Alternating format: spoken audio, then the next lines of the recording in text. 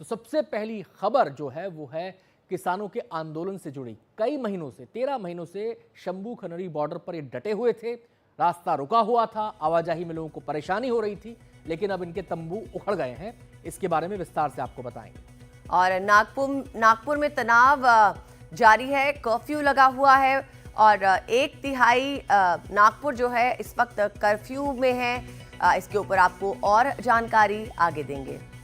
और इसके अलावा बात होगी रूस यूक्रेन युद्ध को लेकर भी। ट्रंप के प्रयास रंग लाते दिखाई दे रहे हैं। पुतिन के बाद ट्रंप ने जेलेंस्की से बात की है। क्या निचोड़ रहा इस बातचीत का पुतिन और जेलेंस्की के साथ, यह आपको विस्तार से आगे बताएंगे।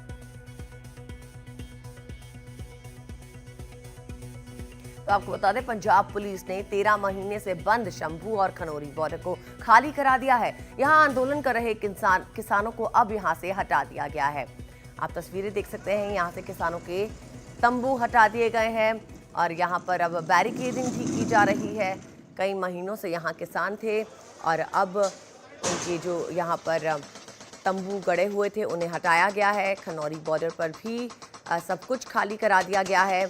यहाँ आंदोलन कर रहे किसानों को भी हटा दिया गया है। तस्वीरों के माध्यम से आप देख सकते हैं किस तरह से अब सब कुछ यहाँ पर हटाया जा रहा है और क्रेन का इस्तेमाल किया जा रहा है।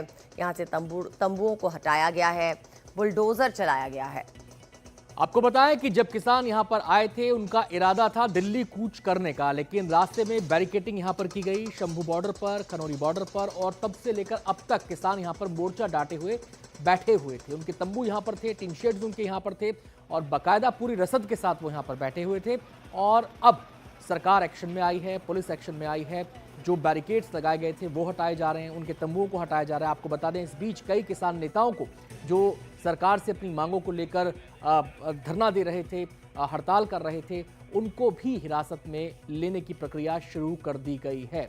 लगातार सरकार की तरफ से उन्हें इशारा किया जा रहा था, संकेत दिया जा रहा था, लेकिन किसान अपनी बातों पर अड़े रहे और ये बॉर्डर पर डटे रहे। आखिरकार वही हुआ जो एक्शन सरकार को लेना था। सरकार ने अब बैरिकेड्स हटा दिए हैं और पंजाब की तरफ से भी ये हटाने की प्रक्रिया शुरू हो गई है, क्योंकि जो किसान डटे हुए थे वो हरियाणा के रास्ते दिल्ली में एंटर करना चाहते थे, लेकिन शंभू खनौरी बॉर्डर पर उन्हें रोक दिया गया। तो पंजाब की तरफ उनके टेंट्स लगे हुए थे, टिन शेड्स लगे हुए थे, अब वो सब हटाए जा रहे हैं। जो बैरिकेड्स लगाए गए थे उनको रोकने के लिए उन बैरिकेड्स को हटाया जा रहा है। सीमेंट के जो बड़े बड़े ब्लॉक्स लगाए गए थे उन्हें हटाया जा रहा है। इसके लिए क्रेन का इस्तेमाल किया गया है, बुलडोजर का इस्तेमाल किया गया।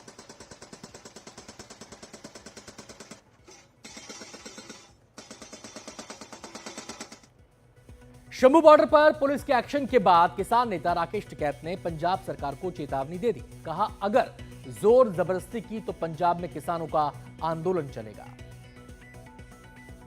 इस तरह से बातचीत करके हमारे जितने लीडर थे वहां से वापसी हो रहे थे, वो चाहे जगजीत सिंह डाल्लेवाल जी हो, पंदेर जी हो, और जितने लोग हैं, ये पता चला कि उनको सबको पंजाब पुलिस ने अरेस्ट करा है, डिटेन किया है। इससे पूरे देश के किसानों में रोष फैल लगा और पंजाब सरकार को बातचीत में शामिल रहना चाहिए। वे उनकी जमीन पे है, उनसे बातचीत करके ही समाधान निकल सकता है। आप ज्यादा जबरदस्ती करोगे तो ज्यादातर मूवमेंट ये फिर पंजाब में ही चलेंगे। और अब अगली खबर का रुख करते हैं। औरंगजेब के मुद्दे पर नागपुर में हुई हिंसा के बाद अब भी शहर में तनाव बना हुआ है। नागपुर के कई इलाकों में कर्फ्यू जारी है। 1/3 नागपुर जो है इस वक्त कर्फ्यू में है और भी कई पाबंदियां लगाई गई हैं। 60 से ज्यादा लोगों को गिरफ्तार किया गया है। कई लोगों से पूछताछ की जा रही है। ये अफवाह है या साजिश जिसके तहत ये हिंसा हुई, उसके ऊपर भी विचार किया जा रहा है, उसके ऊपर भी पूछताछ की जा रही है। सीधे रुख करेंगे, हमारे संवाददाता संजय तिवारी हमारे साथ जुड़ गए हैं और जानकारी देने के लिए। संजय, फहीम खान को गिरफ्तार किया गया, उसे मास्टरमाइंड माना जा रहा है। इस पूरी हिंसा के लिए उस पर उंगली उठ रही है। सवाल यह है कि उससे पूछताछ में क्या क्या बातें निकलकर सामने आई हैं, इस बारे में जरा अपडेट करें।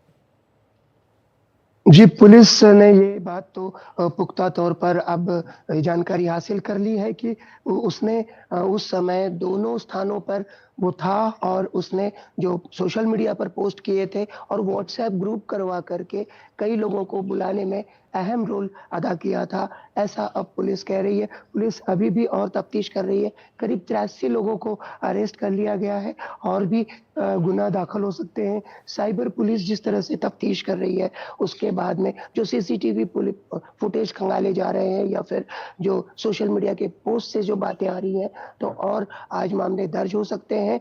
जी। गिरफ्तारियों का आंकड़ा 100 के पार जा सकता है। कर्फ्यू जो है वो अभी तक बना हुआ है। 11 पुलिस थानों के अंतर्गत कर्फ्यू है। हालांकि दबाव काफी है कर्फ्यू हटाने के लिए, लेकिन कर्फ्यू जब भी हटेगा एक साथ नहीं हटेगा, चरणबद्ध तरीके से हटेगा। संजय, ये बताएं, 200 लोगों की पहचान की भी खबर आ रही है। आप पहले 60 था आंकड़ा, मैं अपनी टीम से कहूं कि इस आंकड़े को अब अपडेट कर दिया जाए। ब्रेकिंग न्यूज यहां पर दी है संजय ने, वो ये कि 83 लोगों को पकड़ लिया गया है, 83 लोग गिरफ्तार हो चुके हैं और ये आंकड़ा 100 तक पहुंच सकता है। 200 लोगों की पहचान की गई थी।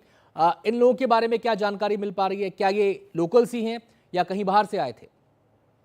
नहीं, ये लोग तमाम अलग-अलग इलाकों से आए हुए लोग थे और इन्हें व्हाट्सएप ग्रुप की तरफ से या सोशल मीडिया पोस्ट द्वारा भड़काकर उन्हें उत्तेजित करने का प्रयास किया गया था। ये अब बात सामने आ रही है। आप जानते हैं नागपुर की फिज़ा काफ़ी अमन पसंद रही है। 92-93 में भी कोई घटना नहीं हुई थी। अब जो हुई है तो पुलिस काफ़ी फूँक-फूँक कर कदम रख रही है और काफ़ी शिनाख्त करने के बाद फिर कदम उठा रही है। बहुत बहुत शुक्रिया संजय आपका इस पूरी जानकारी के लिए। आगे भी आपसे अपडेट लेंगे। तो संजय ने कई महत्वपूर्ण जानकारियां नागपुर से दी हैं और 2 बड़े अपडेट उन्होंने बताए हैं। पहला बड़ा अपडेट तो उन्होंने ये बताया है कि 60 नहीं, अब जो गिरफ्तार लोग हैं उनकी संख्या 83 हो चुकी है और ये बढ़कर आज 100 तक पहुंच सकती है, ये अनुमान उन्होंने लगाया है यहाँ पर। और इसके अलावा उन्होंने बात कही है कि जो 200 लोगों की पहचान की गई है उनकी भी धरपकड़ की पुरजोर कोशिशें हो रही हैं। अगली खबर का रुख करते हैं। अब बात करेंगे रूस यूक्रेन जंग की। यूक्रेन जंग पर पुतिन से बात करने के बाद अमेरिकी राष्ट्रपति ट्रंप ने जेलेंस्की से फोन पर बात की है और जो सबसे अहम बात है वो ये कि दोनों पक्ष एक दूसरे के ऊर्जा ठिकानों पर हमला नहीं करने के लिए राजी हो गए हैं। तो एक सकारात्मक इस पहल के नतीजे निकलते हुए नजर आ रहे हैं। सीधे हम रुख करेंगे, हमारे सहयोगी उमाशंकर सिंह हमारे साथ जुड़ गए हैं और जानकारी देने के लिए। उमाशंकर, पहले अदला बदली हुई सैनिकों की, अब जो है पावर प्लांट्स के ऊपर हमला नहीं करने पर सहमति बन गई है। मुझे लगता है कि चीजें सही ट्रैक पर चल रही हैं या अभी भी कोई इफ एंड बट हो सकता है? जी देखिए, एक दिन पहले ही राष्ट्रपति ट्रंप ने रूस के राष्ट्रपति पुतिन से बातचीत की थी और अब जब जेलेंस्की से उनकी बात हुई तो उन्होंने उन बातचीत का ब्यौरा दिया और खासतौर पे जिस तरीके से 30 दिनों की अंतरिम सीज फायर के लिए यूक्रेन तैयार हो गया था लेकिन रूस उसके लिए तैयार नहीं हुआ है, तो उसके बाद जो शर्तें पुतिन की तरफ से रखी गई हैं उसका भी जिक्र हुआ। एक अहम बात है जेपोरिजिया न्यूक्लियर पावर प्लांट का जिसको लेकर कि ट्रंप की तरफ से ये पेशकश की गई है कि वो अमेरिका के हाथों सौंप दिया जाए। इससे ये होगा कि उसका बेहतर प्रोटेक्शन होगा और साथ ही साथ जो एनर्जी सप्लाई या जो उत्पादन वहां पे बंद है, अमेरिकी एक्सपर्ट उसको दोबारा चालू करेंगे।